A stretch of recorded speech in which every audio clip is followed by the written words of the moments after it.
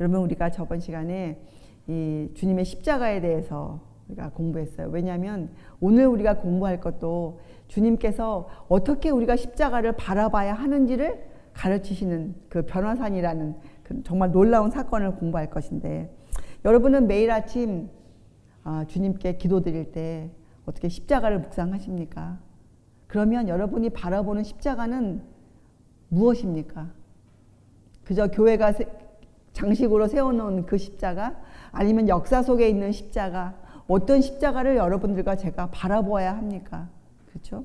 자, 그래서 사실은 이 우리의 안목이 참 중요해요. 우리가 사물을 어떤 안목으로 볼 수 있는가, 그것이 참 중요하죠. 어떤 생각으로 내가 무엇을 보느냐는 참 중요한 것이에요.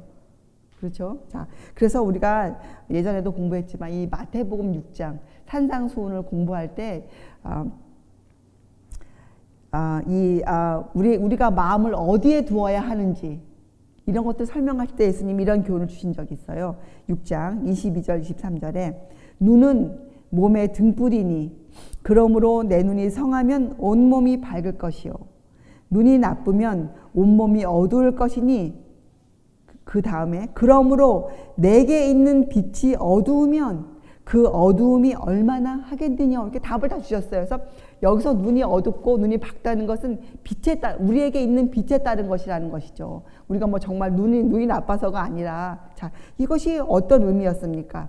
눈은 몸의 등불이니 이 눈이 성하면 온몸이 밝을 것이요 내게 있는 빛이 밝으면 우리가 튼튼히 서 있을 수 있다는 뜻 아닙니까? 그래서 이것은 눈이 좋다는 것은 우리가 주님을 믿는 동기와 목적이 순결한 것이에요. 그렇죠? 여러분, 우리가 주님을 왜 믿습니까? 우리가 왜 매일 거룩한 날에 하나님께 나와 예배를 드립니까? 우리가 왜 매일매일 주의 말씀을 연구합니까? 모든 일에는 동기가 있고 목적이 있어요. 그 목적이 얼마만큼 순결하냐, 그 목적이 얼마만큼 주님의 순결함과 같은가에 따라서 사실은 우리의 믿음의 견고함이 정해져요. 그래서 순결함과 견고함은 하나예요. 순결하지 못하면 절대로 믿음이 견고해질 수가 없어요. 다른 말로 하면 눈이 성하지가 않아요. 내가 믿는 바가 성경과 맞지 아니하면, 그렇죠? 내 입맛대로만 믿으면 내 믿음은 항상 흔들리는 갈대와 같아요. 위험한 시기에 이 믿음이 나를 지켜주지 못해요. 그렇죠? 자, 그래서 우리가 이 목적의 순결함과 견고함이 딱 서 있으면 우리가 어떤 힘이 생깁니까? 우리 몸이 밝아져요. 이게 무슨 뜻이에요? 우리가 실생활에 살아가는 나의 생활에 그렇게 주님의 말씀에 따라 살 수 있는, 순종할 수 있는 힘을 우리가 받게 돼요. 이건 우리에게 있는 것이 아니잖아요. 우리의 눈이 밝아야만 우리가 받을 수 있는 것이에요. 우리가 주님을 따라가는 우리의 목적이 신실해야 돼요. 순결해야 돼요.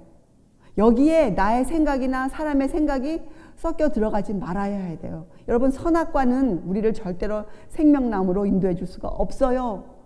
그렇죠? 선악과는 생명나무로 가는 길을 어떻게 합니까? 막죠. 못 가게 하죠. 우리 눈을 어둡게 만들죠. 그래서 우리는 주님의 말씀, 생명나무를 먹을 수 있어야 돼요. 그것이 우리의 안목이 되어져야 돼요. 우리 안목. 자, 십자가도 마찬가지죠. 십자가라는 놀라운 주제가 성경에 분명히 나와 있어요. 그러나 우리가 그 십자가를 어떠한 안목으로 바라보느냐에 따라서 우리의 눈이 땅에 꽂힐 것이고 아니면 우리의 눈이 하늘로 향할 것이에요. 자, 여러분, 히브리서 4장을 한번 열어보세요. 사도 바울은 십자가에 대한 이해가 깊었던 사람이에요. 그렇죠? 예. 히브리서 4장 15절 16절, 여러분도 이 십자가를 생각할 때, 그저 묵상할 때 이 말씀을 가지고 묵상하세요. 그러면 우리가 말씀 따라서 십자가를 이해하는 것이에요. 사도 바울은 이렇게 이해했어요. 십자가를. 우리에게 있는 대제사장은 우리 연약함을 체홀하지 아니하는 자가 아니요 모든 일에 우리와 한결같이 시험을 받은 자로서 어디까지 가셨습니까? 십자가까지 내려가셨어요. 그렇죠? 죄는 없으시니라. 그러므로 그렇게 우리가 깨달았기 때문에 우리가 긍휼하심을 받고 때를 따라 돕는 은혜를 얻기 위하여 은혜의 보좌 앞에 담대히 나아갈 것이니라. 여러분과 제가 바라보는 십자가는 지금 어디에 서 있습니까?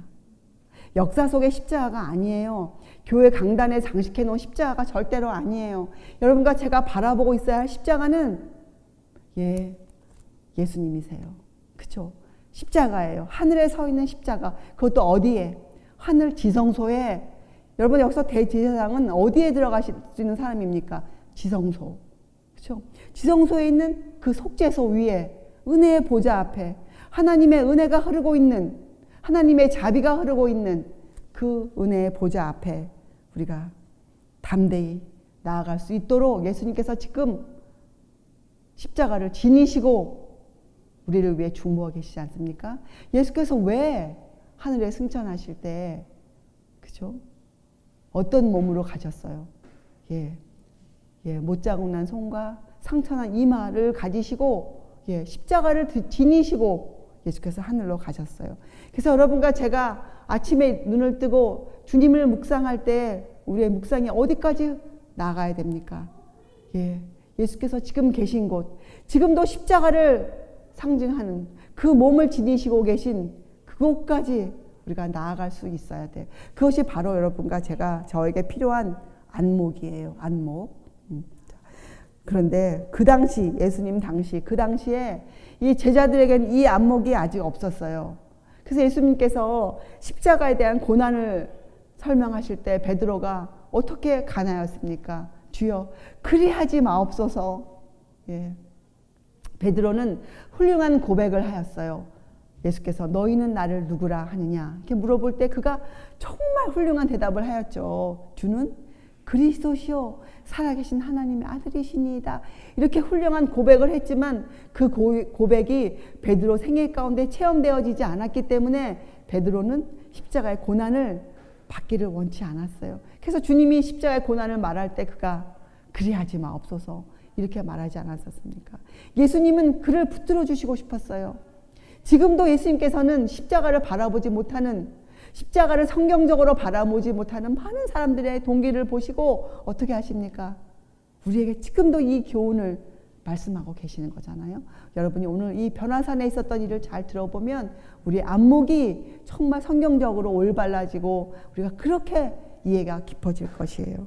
자, 제자들은 이 십자가의 교훈, 십자가에 대한 그 고난에 대한 교훈을 들은 후 굉장히 마음이 무거웠어요. 그래서 조용히 말도 하지 않고 그 말 많은 베드로도 말을 하지 않고 조용히 서로 속삭이면서 그들이 주님을 따라갔죠. 그들은 어떤 일이 생겨서 주님이 그 계획하신 일이 이루어지지 않기를 바랬어요. 그래서 여러분, 신앙에는 요행이 절대로 없습니다. 우리의 걸어가야 할 길은 이미 정해져 있어요. 그래서 예수님께서 그 길을 미리 먼저 본을 보이시면서 걸어가셨어요. 그래서 우리가 앞길을 모르는 것이 아니에요. 우리는 우리의 앞길을 우리는 알고 있어요. 제자들은 두려웠죠. 마음에 의심이 들고 의혹이 들고 공포심마저 들었어요. 제자들은. 그래서 주님 마음에 너무 마음이 안쓰러웠죠. 그들을 위해서 주님이 정말 뭔가를 하셔야만 하는 그런 마음이셨어요. 그래서 주님이 기도하시러 산에 가셨어요. 이번에 이 기도는 정말 정확한 목적을 갖고 제자들을 위한, 제자들의 그 믿음을 세워주시기 위한, 제자들이 십자가의 고난을 견딜 수 있는 그러한 목적을 가지시고 산에 기도하러 가시는데 3명의 제자를 따로 데리고 가셨어요. 베드로와 야고보와 요한. 그것은 그들을 특별히 사랑하신 것이 아니고 그들은 앞으로 겟세마네의 일을 지켜볼 제자들이었거든요. 그리고 예수님께서 12제자들의 그 동기와 마음의 깊이와 믿음의 정도를 다 아시지 않으셨습니까? 그래서 베드로와 요한과 야고보를 데리시고 기도하러 가셨어요. 그런데 그들이 하루 종일 말씀 전하고 주님 따라 다니고 얼마나 피곤했겠습니까? 이 저녁이요, 나이 저물어 갈 때거든요. 제자들이 이런 마음이 들었죠. 주님, 속으로 말은 못하고 예수님 굉장히 심각하셨어요. 제자들, 자기들도 마음이 공포심이 있었고 제자들이 주님이 좀 편한 시간에 이렇게 이런 일을 하시면 좋을 텐데 왜 하필 이렇게 마음이 안 좋을 때, 여러분 마음 안 좋을 때 산책할 수 있습니까? 그렇죠? 힘들어요. 예. 왜 하필 이렇게 산을 오르시나. 아, 힘들다. 그래서 마음이 지쳐 있었어요. 몸도 지쳐 있고. 예. 근데 예수님께서는 그들에게 하실 일이 있으셨거든요. 그래서 그들과 함께 기도하시고 싶어서 산에 올라가셨어요. 그래서 기도를 했는데 어떤 일이 생겼습니까? 읽어보면 예, 제자들은 예, 잠이 들었고 예수님이 기도하셨어요. 근데 이 변화산 사건은 예수님의 기도의 응답으로 일어난 일이에요. 그래서 여러분 여기에서도 우리가 이 기도에 대한 안목이 좀 깊어져야 돼요. 기도. 사람들은 기도를 어떻게 합니까? 기도를 왜 합니까? 예, 뭔가를 원할 때, 필요할 때, 그때 우리가 사람들이 많이 기도하지 않습니까? 근데 기도는 그런 것이 아니에요. 여러분, 우리가 이 기도에 대한 안목이 왜 달라져야 되는가? 여러분, 그 모세를 한번 생각해. 모세가 앞으로 이 변화산에 내려올 사람 중에 한 사람 아닙니까? 한번 모세를 생각해 보세요. 여러분, 모세가 신명기서에서 어떤 기도를 주님께 간곡히 드렸습니까? 주여, 구하옵나니 나로 이 저편으로 건너가게 해주시옵소서. 그리하여 나로 아름다운 산과 레바논을 볼 수 있도록 해주시옵소서. 그의 얼마나 간절한 소원이었겠어요. 기도였겠어요. 그렇죠? 근데 그 기도가 응답받지 못했어요. 왜요? 주님이 화가 나서요? 예. 모세가 죄를 졌기 때문에요? 아니에요. 여러분, 유다서 1장 9절을 보면 이런 글이 있어요. 천사장 미가엘이 모세의 시체에 대하여 마귀와 다투어 변론할 때 감히 회방하는 판결을 쓰지 못하고 다만 말하되 주께서 너를 꾸짖으시기를 원하노라 하였거늘. 이런 글이 있잖아요. 자, 이걸로 미루어 보아. 또 변화산에 모세가 내려온 것으로 우리가 미루어 보아. 모세는 지금 어디에 있다가 내려온 거예요? 하늘에 있었죠. 자, 그래서 유다서 1장 9절로 우리가 무엇을 알 수 있습니까? 예, 모세가 죽은 후에 예수님께서 모세를 부활시키셨어요. 모세를 하늘로 데리고 가셨어요. 그것이 하나님의 응답이었어요. 모세의 기도에 대한. 모세는 상상도 못했죠. 생각도 하지 못했죠. 그렇죠. 그래서 여러분 에베소서 3장 20절에 우리의 온갖 구하는 것이나 생각하는 것에 더 넘치도록 능히 하실 일. 여러분, 우리가 이 말씀을 붙잡으면 우리의 기도가 얼마나 힘이 있습니까? 그죠? 우리가 주님께 기도드릴 때 우리가 기도드리는 목적과 우리의 동기가 주님의 뜻에 부합된다면, 그렇게 되기만 되어 있다면 우리가 무엇을 구하든지 주님은 우리의 무엇이 가장 우리한테 유익인지를 아시잖아요. 우리는 몰라요. 우리는 당장 뭐 해달라고 주님을 조르지만 그것이 나에게 유익인지 나에게 그것이 좋지 않은 일인지 우리는 알 수 없잖아요. 근데 주님은 먼 장래일 모든 것을 보시는 분이시잖아요. 하나님이시잖아요. 예수님. 하나님은 어떻게 하십니까? 우리를 다 보시고 우리의 동기를 아신 후에 어떻게 해요? 가장 좋은 것으로 우리가 생각하는 거나 넘치는 것에 더 넘치도록 그 이상으로 하나님 우리에게 응답을 주시는 분이세요. 우리가 그런 주님을 믿으면 우리의 기도가 참 힘이 생기겠죠. 그래서 여러분 이 변화산에 주님께서 기도하셨을 때 분명히 주님의 기도도 내용이 우리가 알 수 있어요. 어떤 내용이 있겠습니까? 그 잠자는 제자들을 보면서 그들이 받을 고난을 주님이 이들이 과연 십자가의 사건 후에 이들이 그것을 어떻게 받아들일까? 이들이 어떻게 믿음을 지켜나갈까?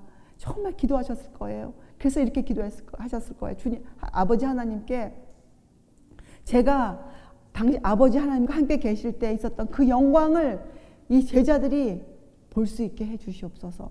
내가 하나님 아버지의 정말 아들이라는 것을 이들이 볼 수 있도록, 눈으로 볼 수 있도록 해 주시옵소서. 정말 그 기도를 정말 드렸을 것이에요. 그래서 그 기도의 응답으로 모세와 엘리야가 부르심을 받고 그 산에 내려왔어요. 여러분, 이것은 엄청난 사건이죠. 우리가 사실 그때 제자들은 잠을 잤기 때문에 누가복음을 함께 읽어보면 다 그 모세와 엘리야와 예수님의 대화가 끝날 때에 제자들은 잠에서 깨어서 보게 되었어요. 그래서 사실 제자들은 그 세 분이 나눈 대화를 듣지 못했어요. 그래서 아쉽게도 성경에 그 대화 내용이 적혀져 있지 않죠. 그러나 우리가 알 수 있어요. 자, 제자들은 못 들었어요. 그런데 누가복음에 보면 그 세 사람이 무슨 대화를 나누는지 힌트가 나와 있어요.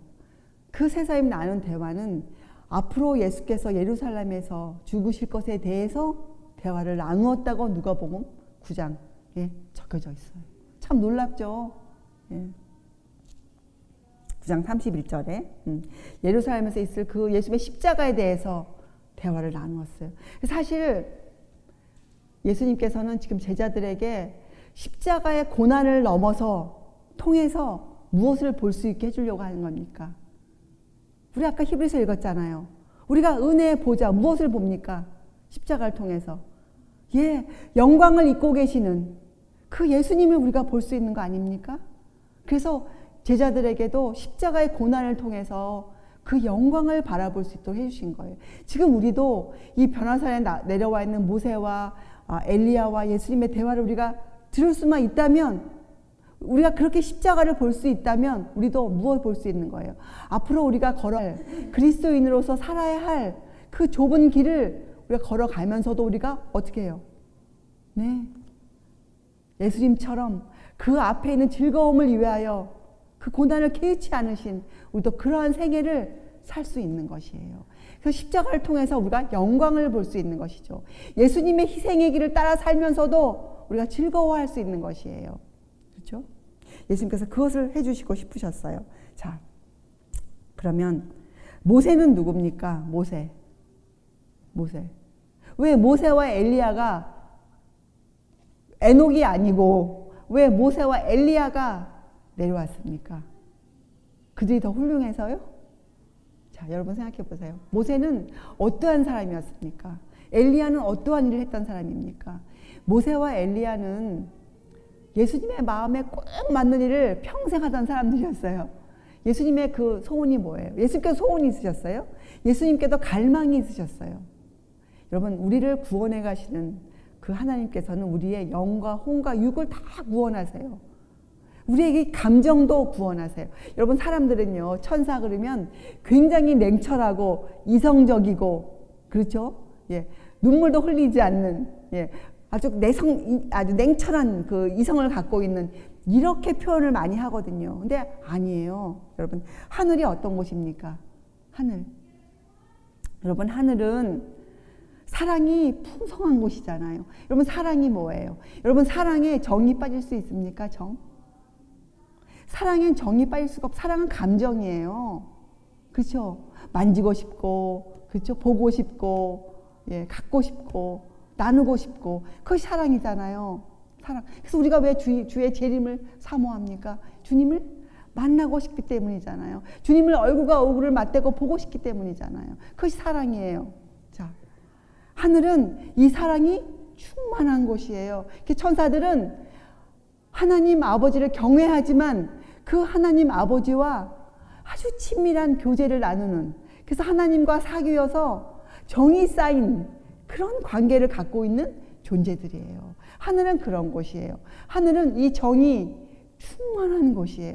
여러분, 사전을 찾아보세요. 정이란 단어가 이 올바르다는 것 말고 또 하나 있어요. 그건 뭐예요?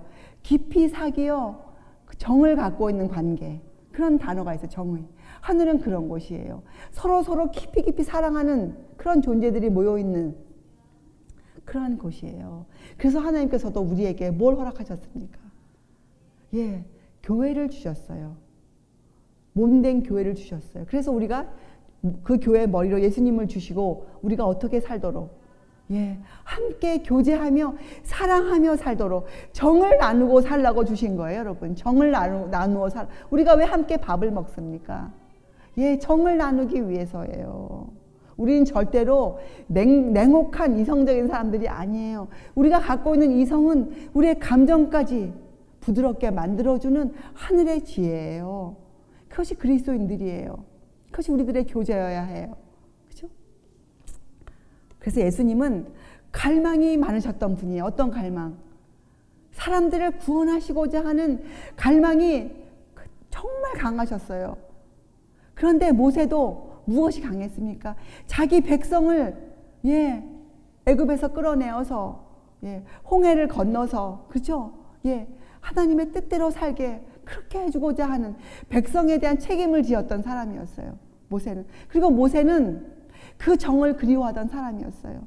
그러나 모세는 이 땅에서 자기 동포들로부터 그 정을 받지 못했어요. 심지어는 자기의 누이, 그렇죠? 자기의 누이, 또 자기의 형으로부터 반역을 당했던, 그렇죠? 배반을 당했던 경험을 가진 그 사람이 모세였어요. 아주 고독을 느꼈던 모세였죠. 엘리야는 어떠했습니까?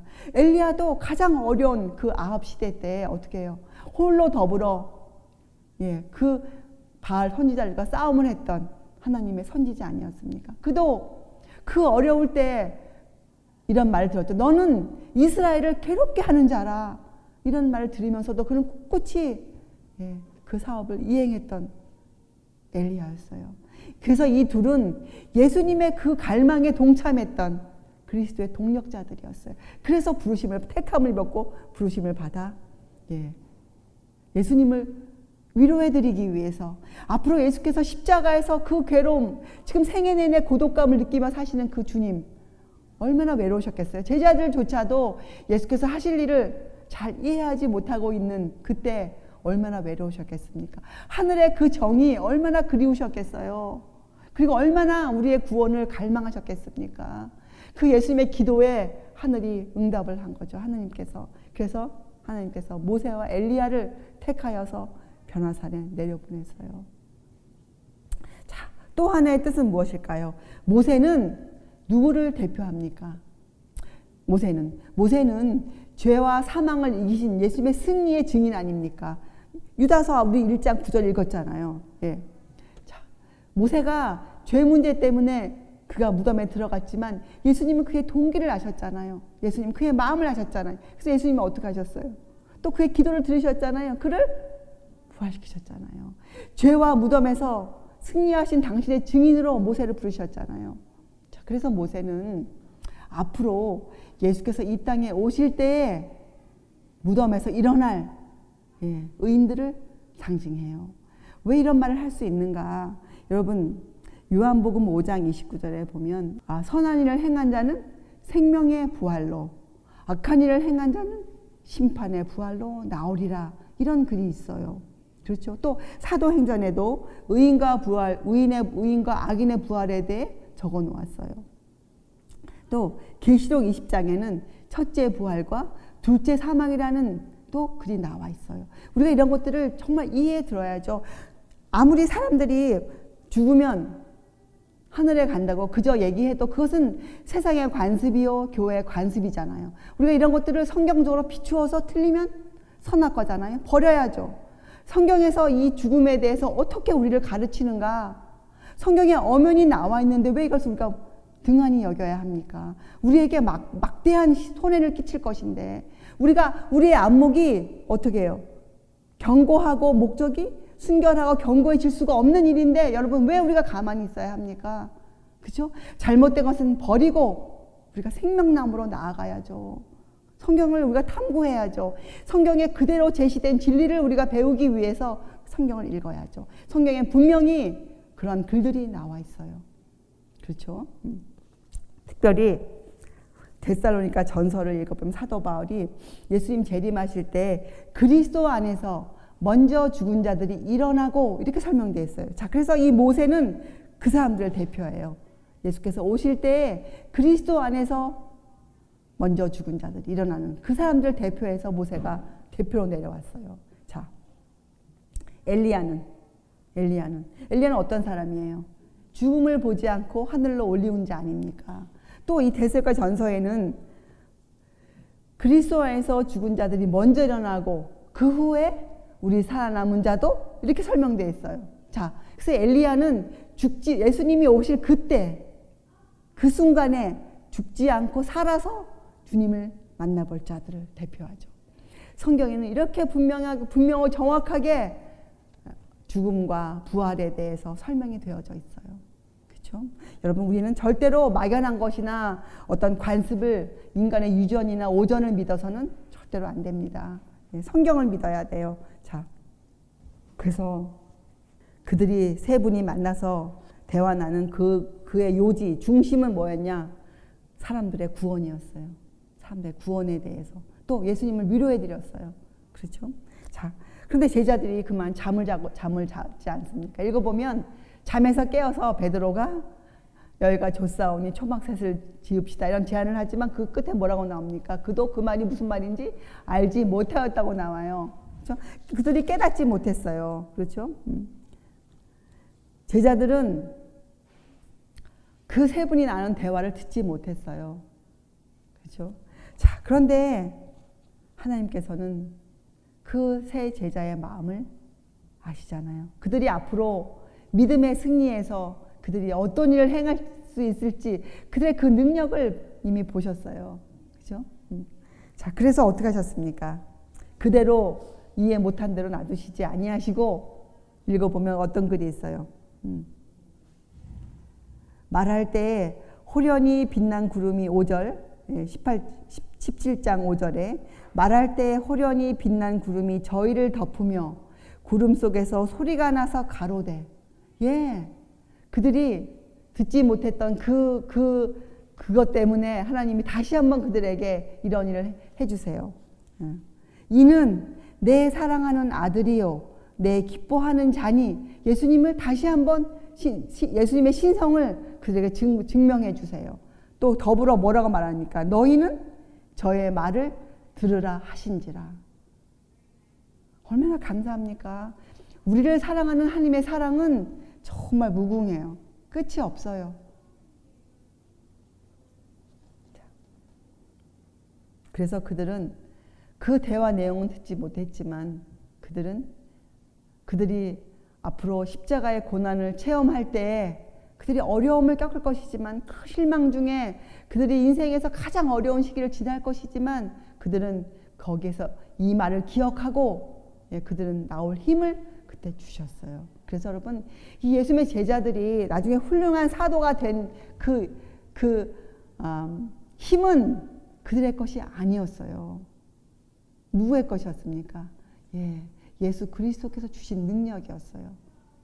예수님이 그들에게 그 능력을 주셨다면 우리가 똑같은 마음으로 십자가를 바라본다면 하늘 지성소에 계신 대제장소에 예수님을 우리가 깊이 바라보고 우리가 생각한다면 우리가 어떤 은혜를 주실까요? 주님이 그죠? 우리도 하시는 말씀이에요. 이는 예수님은 하나님이 말씀하시기를 내 사랑하는 자요 내 기뻐하는 자라 너희는 저의 말을 들으라. 우리에게 지금 뭐라고 말씀하신 거예요? 성경을 믿으라. 그렇죠? 그래서 여기에는 두 가지 교훈이 있어요, 여러분. 이 변화산의 교훈에는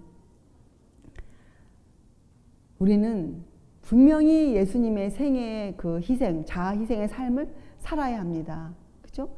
우리가 만약 정말 진정으로 새 예루살렘에 올라가서 주님과 함께 살기를 원한다면, 그런 영광을 얻기를 원한다면 우리는 뭐예요? 십자가를 먼저 질 수 있어야 돼요. 우리는 나를 부인하고 날마다 자기 십자가를 지고 주님을 쫓는 생애를 살아야 우리가 영광의 면류관을 쓸 수 있어요. 성경은 여기에 대해서 이렇게 정확히 우리에게 알려주고 있습니다. 그렇죠? 그리고 요행이란 것은 없어요. 어찌어찌 살다 보면 주님을 알겠지. 어찌어찌 살다 보면 내가 하늘에 가겠지. 그런 요행은 절대로 성경엔 적혀져 있지 않아요. 우리는 주님의 뜻대로 주님을 배우고 주님의 뜻대로 믿고 주님의 뜻대로 살고 주님의 뜻과 같은 목적을 가지고, 어떤 목적? 내 이웃과 내 가족과 내 친구들을 구원하고자 하는 그런 갈망을 가지고 우리가 살아가야 하는 그러한 삶을 살아야만 돼요. 그 뜻이 주님께 맞아야 우리가 어떻게 해요? 주님께 은혜를 받을 수가 있어요. 사람들은 은혜를 우리가 원치 않는데, 생각지도 않았는데 은혜가 임했다고 사람들은 자주 그런 이야기를 하죠. 아닙니다.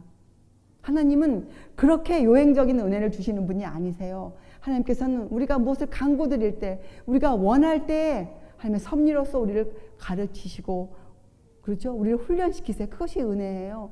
그래서 우리가 그것을 받을 수 있도록 우리를 만들어 주시는 것. 하나님의 은혜를, 그 풍성한 은혜를 우리가 기도하는 것보다 넘치도록 하실 그분을 믿고 살아갈 때 우리를 그렇게 만들어 주시는 것. 그것이 그분의 은혜예요. 은혜세요. 그렇죠? 자, 그래서 첫째, 면류관이 있기 전에 우리는 십자가를 질 수 있어야 돼요. 그리고 십자가를 지고 살아야 돼요. 우리들은. 그래서 뭘 먼저 해야 됩니까? 주님의 발 아래 나아가 주님께 배워야 돼요. 그렇죠? 성경을 읽는 법과 사는 법을 주님께 배워야 돼요. 여러분, 이제 그 변화산에서의 또 하나의 교훈은 그 제자들은 십자가를 지을 준비도 안 돼 있었지만 그 원인이 그들의 마음이었어요. 그들의 마음이 이 예수님을 믿는 일에 참 더뎠어요. 그래서 그들은 주님과 함께 있음에도 불구하고 잠을 잘 수뿐이 없었죠. 왜 성경에는 이 베드로와 야고보와 요한의 이런 치명적인 실수들을 적어 놓았을까요? 우리가 이제 공부하는 이것은 우리에게 교훈이기도 하지만 또 하나의 큰 경고입니다. 제자들의 마음은 믿는데 더뎠고 그 원인은 그들의 정신 상태가 올바르지 못했기 때문에 그러하였어요. 여러분, 우리가 마음이 믿는데 더디다. 이게 무슨 뜻일까요? 성경에는 또한 겟세마네에서 제자들이 잠을 잘 때 이렇게 말씀하였어요. 그들이 마음에는 원이로되 육신이 약하도다. 여러분, 우리의 마음은 단련을 받지 아니하면 우리의 정신 상태가 개발되어지지 않아요. 우리가 마음에 아무리 어떠한 것을 원해도 우리의 의지가 참 연약하기 때문에 정말 며칠 못 가죠. 그래서 진정으로 우리가 원하는 것이 있으면 그것을 우리가 갖기 위해서 우리가 우리의 정신을 훈련시켜야 돼요. 제자들은 그때 그런 훈련이 없었기 때문에 그 하늘에서 내려온 모세와 엘리야와 더불어 말씀하시는 그들의 대화를 놓치고 말았어요. 여러분, 우리도 지금 우리가 이 정신 상태를 개발시켜 놓지 않는다면 우리가 아무리 성경을 읽어도 우리가 그 성경 속에서 예수께서 말씀하시는 그 주제를 우리가 주님의 뜻대로 우리가 이해할 수가 없습니다. 우리의 정신 상태라는 것은 우리의 사고력을 뜻하죠. 우리가 무엇인가를 읽고 보고 우리가 올바로 깨달을 수 있는 능력, 그것이 우리의 정신이에요. 정신은 우리의 능력을 말합니다. 그래서 우리가 예수님의 말씀을 읽고도 그것을 올바로 성경적으로 이해할 수 있도록 하기 위해서 우리는 성령을 간구해야 하고 우리가 그렇게 할 수 있도록 매일매일 성경을 탐구해야 합니다. 그런 과정이 없이는 우리가 성경 말씀을 주님의 뜻대로 읽을 수가 없어요. 그렇기 때문에 지금 세상에 많은 사람들이 자기들의 뜻대로 성경을 해석하여 내놓아서 얼마나 우리 사람들을 혼란스럽게 하고 있습니까? 여러분, 우리가 오늘 이 제자들이 잠이 들었다는 이 말씀에서 우리가 우리에게 큰 마음의 양심을 찌르게 하고 우리가 경고를 받아와야 합니다. 우리는 우리의 정신력을 개발시켜야 해요. 여러분, 정신력을 개발시키는데 가장 큰 효과가 있는 것이 하나님의 말씀이에요. 디모데전서에 말씀하시기를 성경은 우리를 올바르게 교육하는 일에 굉장한 효과가 있는 책이라고 말씀하고 있지 않습니까? 성경은 하늘의 지혜를 주는 책입니다. 여러분들이 그렇게 원하는 마음을 가지고 여러분께서 성령을 간구하면서 우리를 의지하지 않고 자신을 의지하지 않고 성령을 간구하면서 성경을 읽어 나가시면 우리의 이해력이, 우리의 사고력이 개발되어져요. 그래서 우리 마음이 주님을 원하고 또 우리의 의지가 주님의 의지편에 놓아지게 되어지죠. 자, 여러분, 그래서 예수님께서 제자들에게 하늘에서 하나님께서 그때 그 변화산에서 그 귀중한 대화를 놓친 그들에게 어떠한 복을 허락해 주셨습니까? 그들이 그 귀중한 대화를 듣지 못했지만 주님께서 그들의 마음을 아시고 그들에게 뭐라고 말씀하셨어요? 이는 내 기뻐하는 자요 내 사랑하는 자니 너희는 저의 말을 들으라. 오늘 이 말씀이 여러분에게도 정말 여러분의 귀에 생생하게 울려오기를 제가 바랍니다. 제 귀에도 마찬가지죠. 너희는 저의 말을 들으라. 여러분, 주님께서 남겨놓으신 유일하신 우리를 하늘로 인도하는 이 성경 말씀 여러분께서 열심히 탐구하셔야 돼요. 그래야 여러분 우리가 주님을 이렇게 믿을 수가 있어요. 우리는 그분을 믿음의 주요 온전케 하시는 이 예수를 바라보자. 저는 그 앞에 있는 즐거움을 위하여 십자가를 참으사 부끄러움을 개의치 아니하시더니 하나님 보좌 우편에 앉으셨느니라. 우리가 하나님 보좌, 예수님의 보좌 은혜의 보좌 앞에 담대히 나아가 이것을 구하는 거예요. 이것을 구하는 거예요. 십자가를 지고 갈 수 있는 사람, 앞에 있는 즐거움을 볼 수 있는 사람, 그 영광의 멸관을 바라볼 수 있는 사람. 그래서 우리가 주님의 재림을 사모하지 않습니까?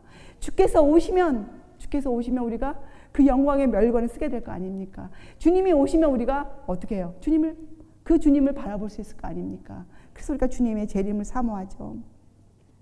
자, 여러분, 이제 여러분과 저는 정말 깨어서 기도할 수 있는 사람, 그렇죠? 그렇게 살 수 있는 사람, 주님의 마음에 부합되는 사람, 꼭 맞는 사람. 그래서 주님께서 우리를 위해 기도하신 그 기도가 이루어질 수 있는 그러한 사람이 정말 되어야 되겠습니다.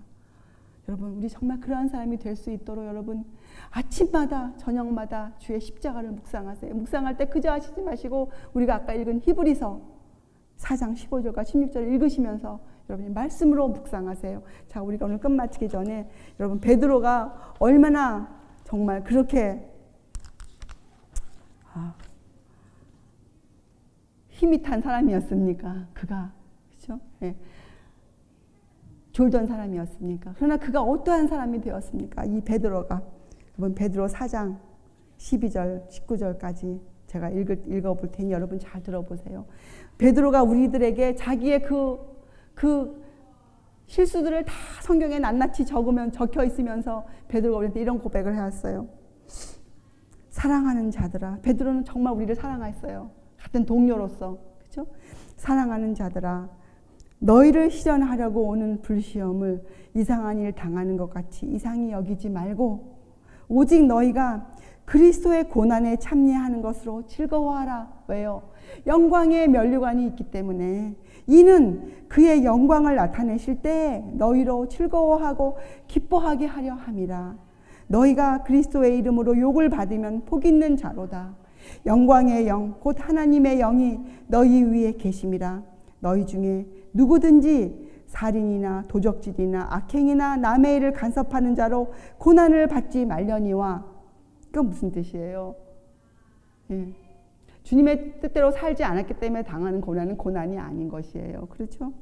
만일 그리스도인으로 고난을 받은 즉 부끄러워 말고 도리어 그 이름으로 하나님께 영광을 돌리라.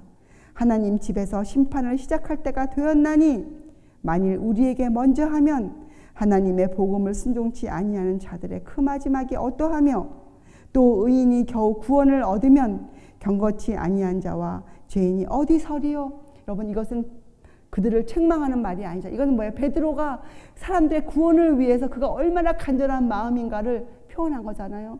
그렇죠? 그가 알잖아요. 우리도 배워서 알잖아요. 예. 지금 심판이 시작되었는지 아닌지 우리가 배웠잖아요. 그렇죠? 우리가 배운 모든 것을 베드로 선생님처럼 우리도 실제적으로 여러분 세상이 정말 그렇게 악인들이 다 죽은 것으로 끝나면 여러분 그 많은 사람들이 어찌하겠습니까? 주의 마음이 어떠하시겠어요? 우리가 지금 어떻게 살아야 하겠습니까? 그렇죠? 그러므로 하나님의 뜻대로 고난을 받는 자들은 또한 선을 행하는 가운데 그 영혼을 미쁘신 조물주께 부탁할지어다. 이것이 베드로 선생님의 간곡한 부탁이었어요. 여러분, 우리도 우리의 앞에 있는 그 즐거움을 바라볼 수 있는 사람, 십자가의 고난, 그 예수님의 희생의 삶을 통해서 내가 그런 희생의 삶을 살면서도 기뻐할 수 있는 사람. 왜요? 그래서 주님의 재림을 정말로 사모하는 사람, 주님 만나기를 정말로 원하는 사람, 그런 우리가 되기를 바랍니다. 기도하시겠어요? 하늘에 계신 저희들의 아버지시여, 오늘도 저희들을 가르치시고 오늘도 저희의 믿음 없음을 보시고 저희의 믿음을 키워주시기 위해서 노심초사 기도해 주시는 우리의 주 예수 그리스도요, 당신의 사랑이 얼마나 크고 깊은지 저희가 얼마나 우매한지 주님, 저희들은 그저 죄인일 따름입니다. 주님, 저희같이 극악한 죄인들을 택하셔서 주께서 가르치시고 훈련시키셔서 또 이 광고한 마음을 주의 사랑으로 부드럽게 하셔서 하늘을 바라볼 수 있게 해주신 그 은혜, 주님, 저희들이 그저 감사드릴 따름입니다. 주님, 이 감사함이 넘쳐서 주님, 저희의 생애를 온 몸과 마음과 뜻을 모든 것을 주께 바치는 그러한 사람들 되게 하여 주시옵소서. 감사드리오며 귀하신 예수 그리스도의 이름으로 아버지께 간절히 기도드리옵나이다. 아멘.